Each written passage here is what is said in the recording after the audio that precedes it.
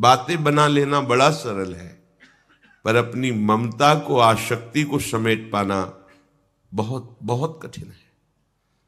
कोई बिरला साधक ऐसा होता है जो अपने लक्ष्य की तरफ रखता है, भगवान सामने, सदगुरुदेव सामने, पर ये दुष्ट इंद्रियां और मन जगत को ही पाना चाहते हैं, जगत को ही भोगना चाहते हैं, जगत को ही देखना चाहते हैं। कैसी मलिनता!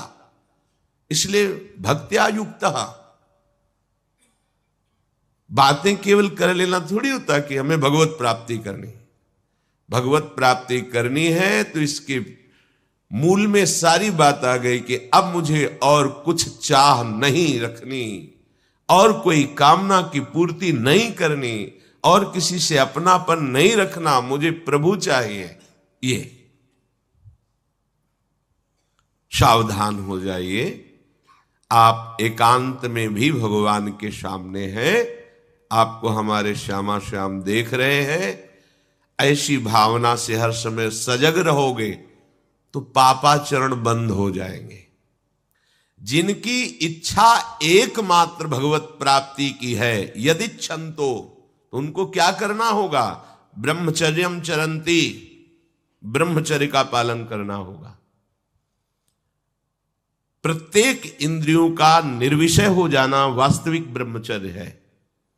केवल जनेंद्रिय से ही ब्रह्मचर्य को नहीं लेते। हमारी प्रत्येक इंद्रिय भोगों से रहित होकर भगवत अनुराग में, नेत्र प्रभु को देखना चाहते हैं, त्वगेंद्री प्रभु को स्पर्श करना चाहती है, घ्राणेंद्री प्रभु के श्री अंग की गंध पाना चाहती है, श्रवणेंद्री प्रभु के वचन सुनना चाहती है। एक एक इंद्रिय अपने प्रभु में लग गई, अंतर्मुख हो गई, बाहर विषयों का त्याग हो गया। इसे ब्रह्मचर्य कहते हैं। पर प्रारंभिक ब्रह्मचर्य में जनेंद्रिय का ब्रह्मचर्य अत्यंत आवश्यक है। यदि जनेंद्रिय जन्य व्यभिचार दोष से युक्त है तो कदापि उसे भगवत प्राप्ति नहीं हो सकती। शुभ गति व्यभिचारी शुभ गति चाहे, असंभव। और भगवत मार्ग में सबसे बड़ा दुश्मन यही व्यभिचार दोष है, काम। इसी से हमारा हृदय मलिन होता रहता है, अंधा बटे और पड़ा चबाए वाली दशा रहती है। कहते हमें 50 वर्ष हो गए। अरे 50 जन्म हो जाए, तुम व्यभिचार करो, गंदी बातें करो, गंदे चिंतन करो, सो समय व्यतीत करें, अनंत जन्म व्यतीत हो गए, भगवत प्राप्ति हुई क्या? 50 वर्ष से भगवत प्राप्ति हो जाएगी क्या? 5 मिनट काफी है भगवत प्राप्ति में, एक बार नाम काफी है। वो स्थिति तो लाओ। बार बार बहिर्मुख वृत्तियों के द्वारा विषयों में सुख बुद्धि कर लेने से हमारा सारा का सारा अध्यात्म चिंतन बदलता रहता है, इसलिए लाभ नहीं मिल पाता, एक रस चिंतन नहीं रह पाता। बार बार विक्षेपी विषय करते रहते हो, हम सहते रहते हैं और भोगते रहते हैं। एक बार तो हिम्मत करके उठो, अवलो नशानी अब ना नशई हो, एक बार तो दृढ़ बनो। बस मन के अनुकूल चलने की बात को तुम्हें रोकना होगा, तभी तुम्हारे अंदर यदि छंतो, ऐसी इच्छा जागृत होगी। पक्का पक्का ऐसा ही है। जब हम किसी विषय के वेग को सहते हैं, विषय नहीं भोगते, तो मन बहुत जलाता है। उस जलन में फिर एक ही बात होती है, बस भगवत प्राप्ति हो जाए, झंझट खत्म हो जाए। कब तक हम इसमें चलेंगे? एक बार भगवत, वो जलन हमको भगवत प्राप्ति की इच्छा प्रकट करती है। अपने लोग क्या करते हैं? जलन को मिटाने की कोशिश करने लगते हैं, तो भगवत प्राप्ति की इच्छा क्या, भोग प्राप्ति की तृष्णा जागृत हो जाती है। भोगे हुए भोगों को बार बार भोगने की इच्छा का नाम तृष्णा है। बाहर और भीतर से कोई सहयोगी नहीं, जल रहा है उपासक, तब रास्ता निकलता है भगवत प्राप्ति का, तब इच्छा प्रकट होती। अब नहीं, बहुत जल लिया, अब तो केवल प्रियाजू के समीप जाना है, अब तो प्रभु के सानिध्य में रहना है, नहीं इन भोगों की जलन में जलना है। पर यहां तक पहुंचने के लिए जलना होगा। तभी लिखा सहित सहित बाढ़ है भगति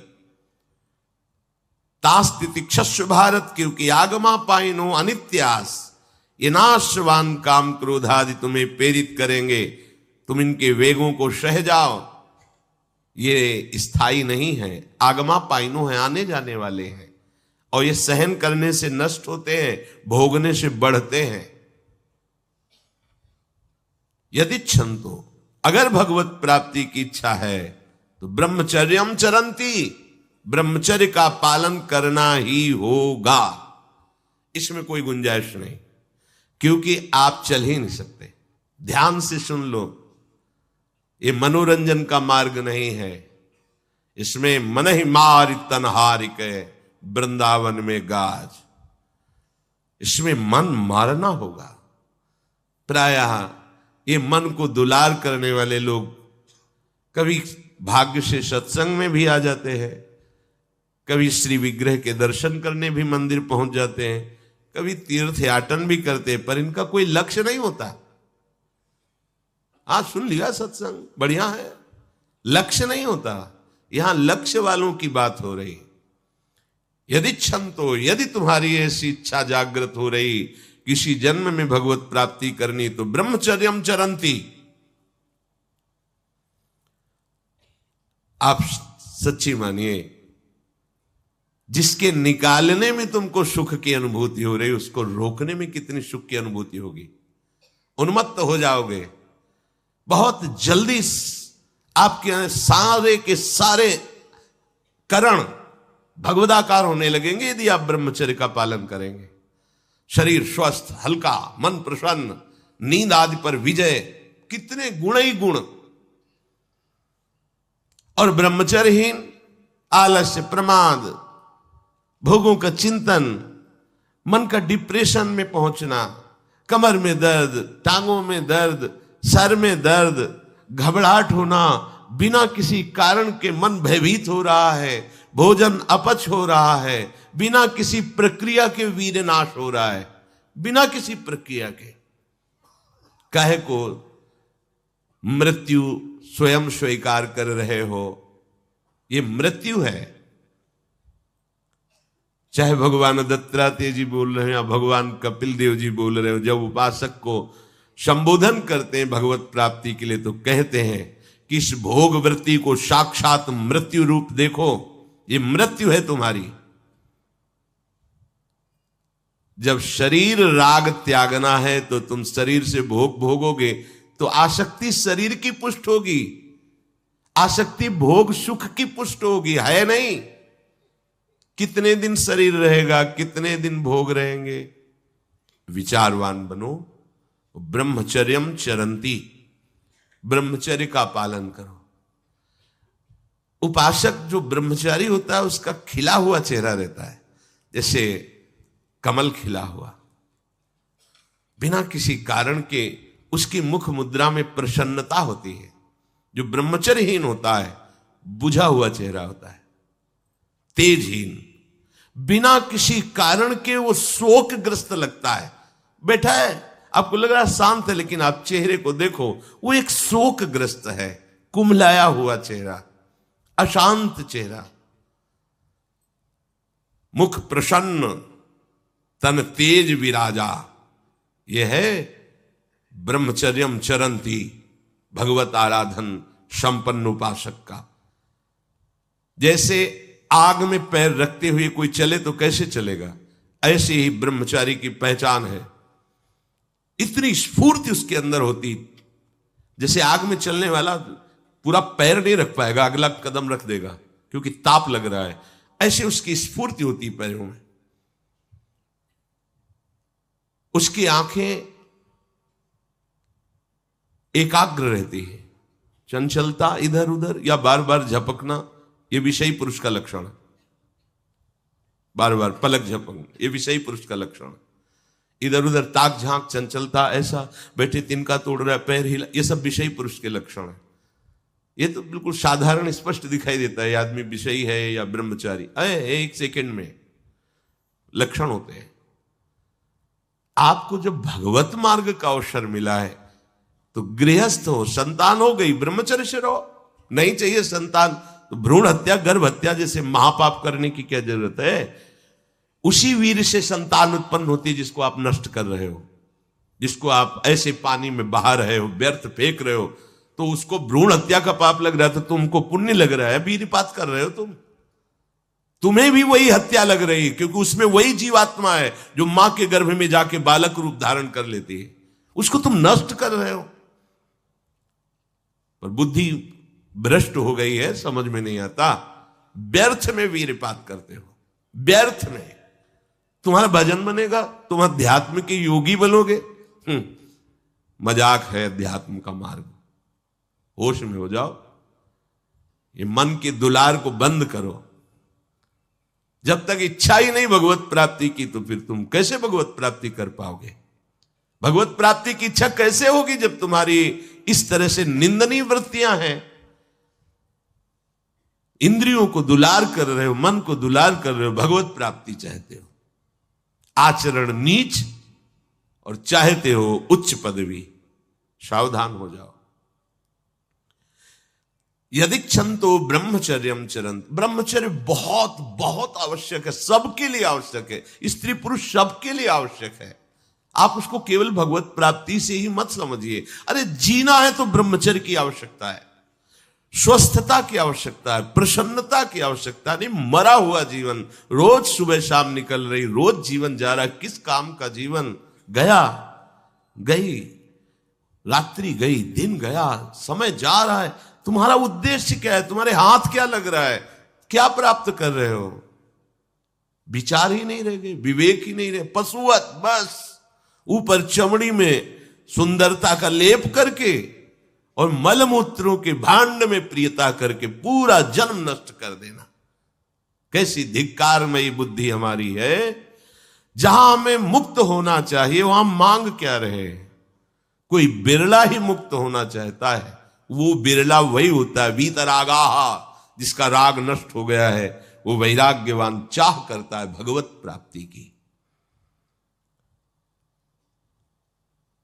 जो भगवत प्राप्ति की इच्छा रखता है और ब्रह्मचर्य का पालन करता है, उसकी इंद्रियां शांत हो जाती है। सिद्धांत समझो।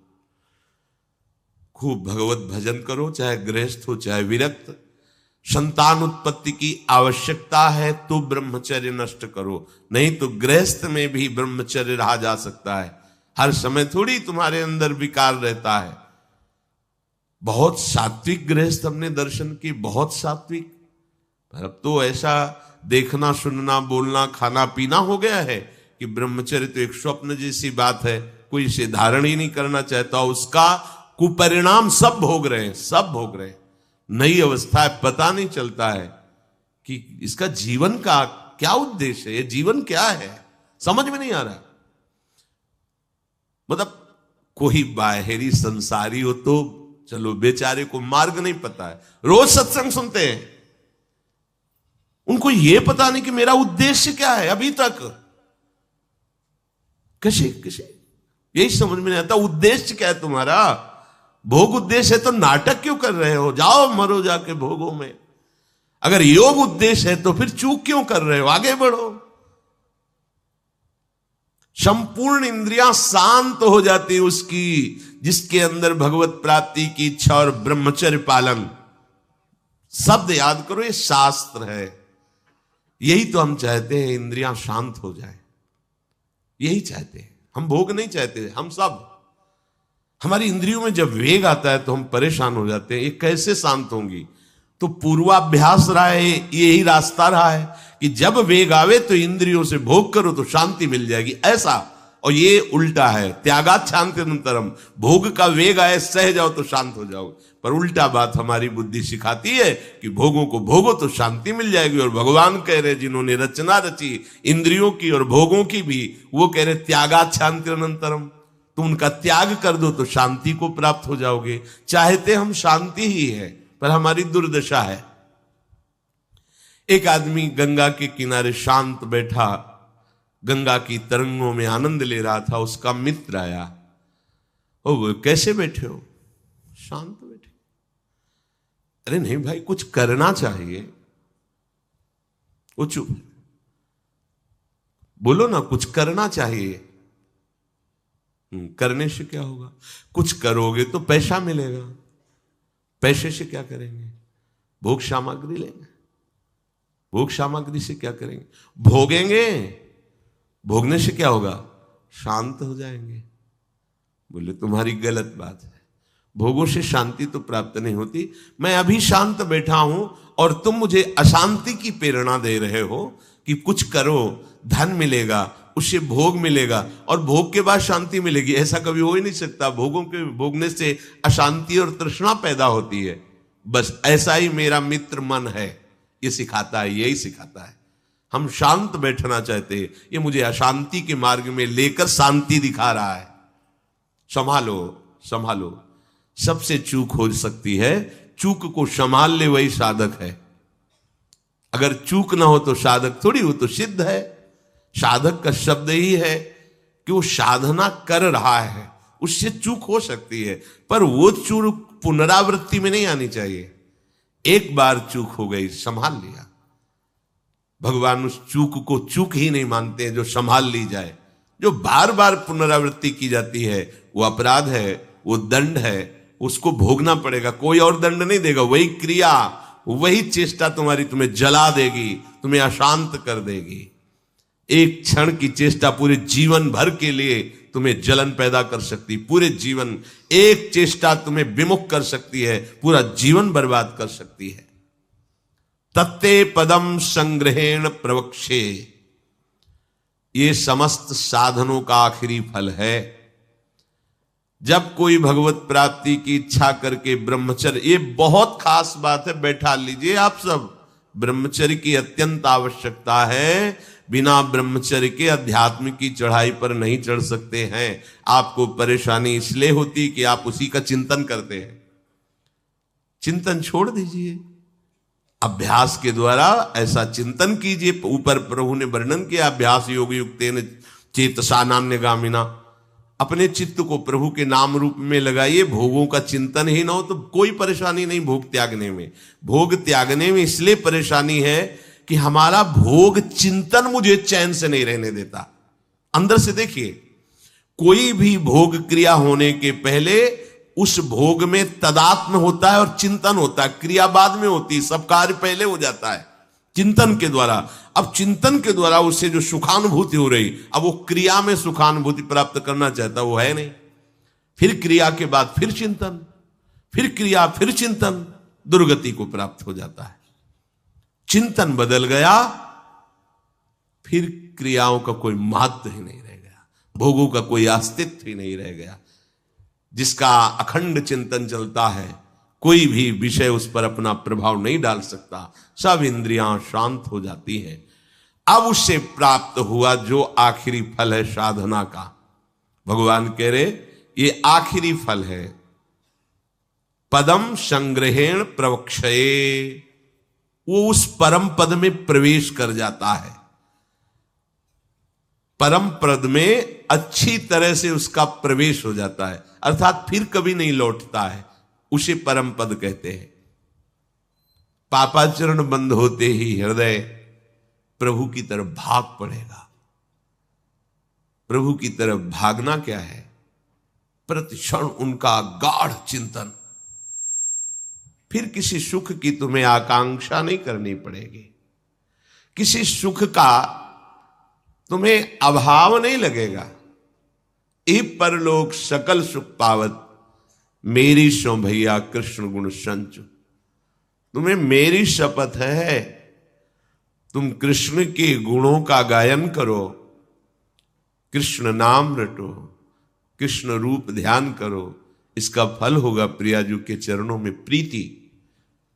जिसका गोरे चरणारविंद से संबंध है, यह परलोक किसी भी सुख की चाह ही नहीं रह जाती। प्रभु करुणा करके कह रहे हैं, वही आचार्य है। मेरी कसम, तुम कृष्ण के गुणों का संचय करो, तुम्हें इस लोक परलोक में सब सुख मिल जाएंगे। कोई अभिलाषा अधूरी नहीं रह जाएगी। पर भक्त्या युक्त अन्य संबंध, अन्य महत्व बुद्धि ये कलंक है हमारी भक्ति में, नहीं समझ रहे। चाहते हैं सुख, चेष्टाएं और चिंतन, दुखालयम अशाश्वतम, कैसे मिलेगा? चाहते हो अविनाशी पद और भोग दृष्टि रखते हो विनाशी की, प्रियता रखते हो विनाशी की, गाढ़ चिंतन करते हो विनाशी भोगों का, कैसे अविनाशी पद का अधिकार प्राप्त होगा?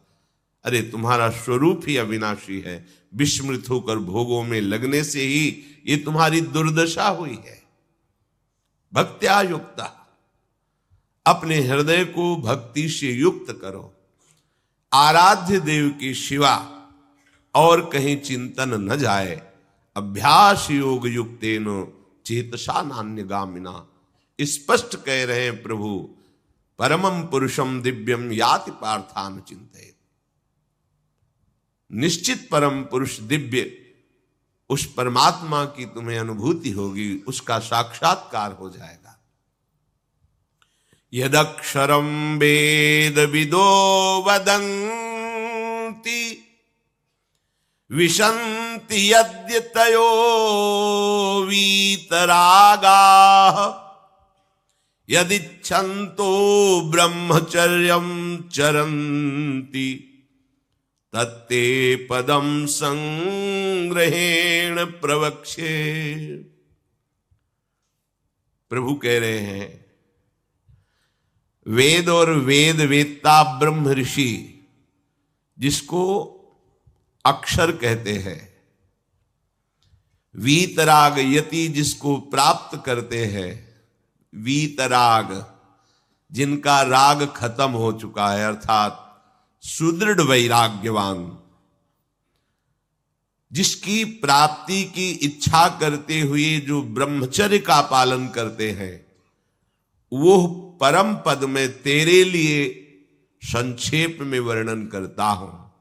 श्री भगवान कह रहे हैं, वेद विदः यदक्षरम वेद विदो वदन्ति,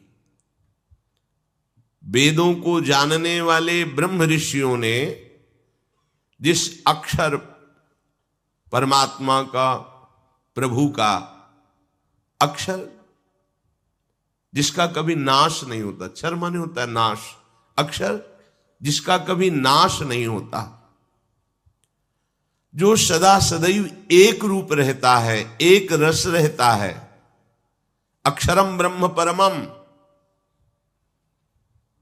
विशन्ति यद्य तयो वीतरागाहा।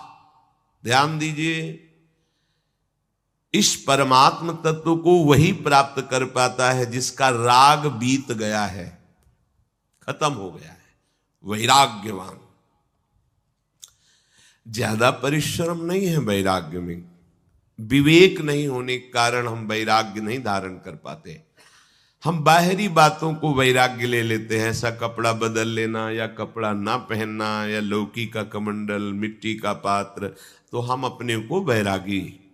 बात यहां नहीं रुकेगी, वैराग्य का इतना ही मतलब नहीं, ये भी एक बाह्य अंग है वैराग्य का, पर वैराग्य का सच्चा स्वरूप है वीतरागा। कहीं कुछ भी अच्छा नहीं लग रहा, कोई भी सुख आकर्षित नहीं कर रहा, लोक लोकांतर की प्रतिष्ठा, मान, सुख, ऐश्वर्य, व्यक्ति, कुछ अच्छा नहीं, राग खत्म हो गया। ऐसा उस अक्षर ब्रह्म को, अविनाशी तत्व को जान पाता है। जगते भयो फिरे बैरागी, जैसी हरिवंश प्रपंच बंच सब ये काल ब्याल को खायो। हालत यह है कि जैसे सांप ने मेढक को पकड़ रखा और मेढक सामने पतिंगा को, कीड़े को पकड़ना चाहता है, उसे यह पता नहीं कि मैं खुद किसी का कवल बन चुका हूं, वो एक झटके में मुझे अपने पेट में ले जाएगा। ऐसे ही हम सब हैं, काल के द्वारा ग्रसित है, काल ने हमें पकड़ रखा है, पर हम भोग भोगना चाहते हैं, हम नाना प्रकार की मान प्रतिष्ठा पाना चाहिए, ये पता नहीं एक झटके में हमारा अस्तित्व ही खत्म हो जाएगा। जिनके अंतःकरण में किसी भी व्यक्ति, वस्तु, स्थान, पद, प्रतिष्ठा का राग ही नहीं रह गया है, उसे कहते हैं वैराग्य वान। वीतरागाह, राग ही नहीं है। जिनका अंतःकरण निष्पाप निर्मल हो चुका है, जिनके हृदय में केवल भगवत प्राप्ति की उत्कट लालसा जागृत हो गई है, ऐसा साधन संपन्न उपासक परमात्म तत्व में प्रवेश पाता है। सर्वद्वाराणि संयम्य मनोहृदि निरुध्य च मूर्धन्याधायात्मनः प्राण मास्थितो योग धारणम् ओमित्येकाक्षरं ब्रह्म व्याहरन् मामनुस्मरन् यह प्रयाति त्यजन देहम सयाति परमाम गतिम। श्री भगवान कह रहे, जब वो ब्रह्मचर्य से भगवत प्राप्ति की इच्छा करके चित्त से निरंतर मेरा चिंतन करता है तो इंद्रियां शांत हो जाती हैं। इंद्रियों के संपूर्ण द्वारों को रोक दिया। आंखें खुली हैं या बंद, केवल नाम दिखाई दे रहा है या मंत्र दिखाई दे रहा है, या मंत्र अधिष्ठात्र देवता श्यामा श्याम दिखाई दे रहे हैं। ये आंख बंद करके ध्यान लगाना कमजोरी है, क्योंकि अभी उसे बाहर कुछ और दिख और अंदर कुछ और। इसलिए जब बाहर भीतर एक बात हो जाती है तो आंख खुली रहे तो भी नहीं दिखाई दे रहा और कुछ, वो आंख बंद रहे तो कोई समस्या नहीं। खुली और बंद केवल पलकों का भेद है। अंतर के चिंतन का चिंतनीय तत्व उसकी दृष्टि के सामने होता है। इंद्रियों के संपूर्ण द्वारों को रोक लिया, बड़ा कठिन है, देख लो, बहुत कठिन है। फिर मन को हृदय में निरुद्ध कर दिया। हृदय के सिवा मन जा ही नहीं, कोई वस्तु व्यक्ति स्थान का कोई चिंतन नहीं, मन अमना। प्राणों को सूक्ष्म करके मस्तक पर चढ़ा लिया, इसे योग धारणा कहते हैं। और फिर इस समय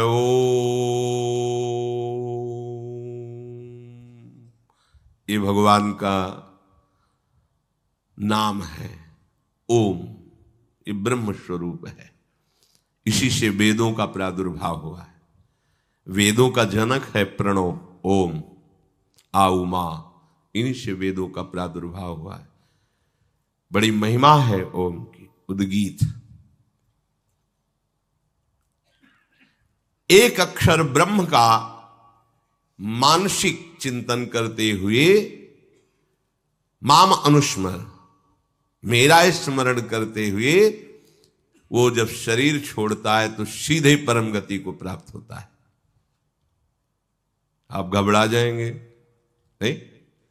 घबरा जाएंगे ना ये बात सुन के? समस्त इंद्रियों को रोककर, मन को हृदय में निरुद्ध करके, प्राणों को इतना सूक्ष्म कर लिया है कि ब्रह्मरंध्र में स्थापित कर दिया, और ओम उच्चारण करते ब्रह्मरंध्र फटा, परम गति को प्राप्त हुआ। ये है शुद्ध परम योगी की गति। इसलिए महाप्रभु हरिवंश चंद्र जो बिल्कुल सरल बात कह रहे हैं और उसके साथ साक्षी भी दे रहे हैं कि ये मैं ही नहीं कह रहा हूं, ये बड़े बड़े महापुरुष कह रहे हैं। आरती मदन गोपाल की कीजिए, देव ऋषि व्यास सुखदास सब कहत निज, क्यों न बिनु कष्ट, क्यों न बिनु कष्ट रस सिंधु को पीजिए।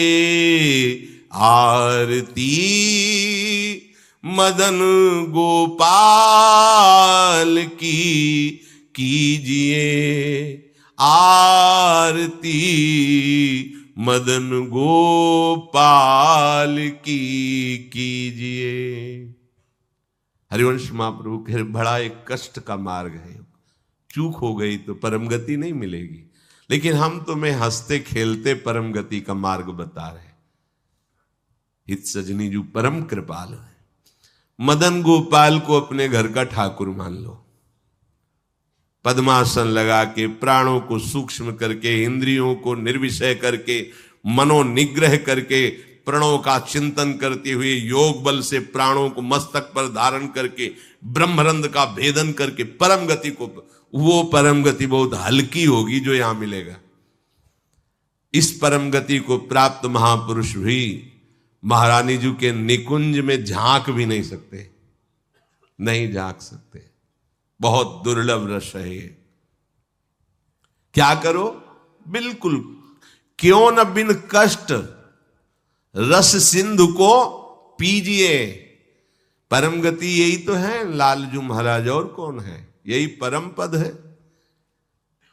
वो मेरे में प्रवेश पा जाता है, एकत्व भाव से भगवान में लीन हो गया। जैसे जल की तरंग समुद्र में लीन हो गई, ऐसे वो लीन हो गया। यहां का लीन होना अलग है। बहुत जल्दी आपको बिना किसी कष्ट के परम लाभ मिल जाएगा। ठाकुर सेवा विराजमान कर लो। मदन गोपाल, लाडले लालजू, राधा नाम या राधा वल्लभ रूप, प्रियालाल, जो भी भाव जैसे बन पावे, ठाकुर सेवा विराजमान कर लो। इनकी दासता से परम गति तुम्हारे पीछे पड़ी रहेगी। स्वीकार कर लो, स्वीकार कर लो। हम नहीं कह रहे, तस्मात् शास्त्रम प्रमाणम दीयमानम न ग्रहणंति बिना मत सेवनम जनाहा। जो सारूप्य सामीप्य सारिष्ट एकत्वाद मोक्ष परम गति है, वो भगवान देते तो मना कर देते, हमें नहीं चाहिए, बस हमें आपकी सेवा चाहिए। बिना मत सेवनम जनाहा, आपकी सेवा छूट जाए ऐसा मुझे मोक्ष आदि नहीं चाहिए, परम गति नहीं चाहिए। महाप्रभु कह रहे क्यों कष्ट में कदम रख रहे हो?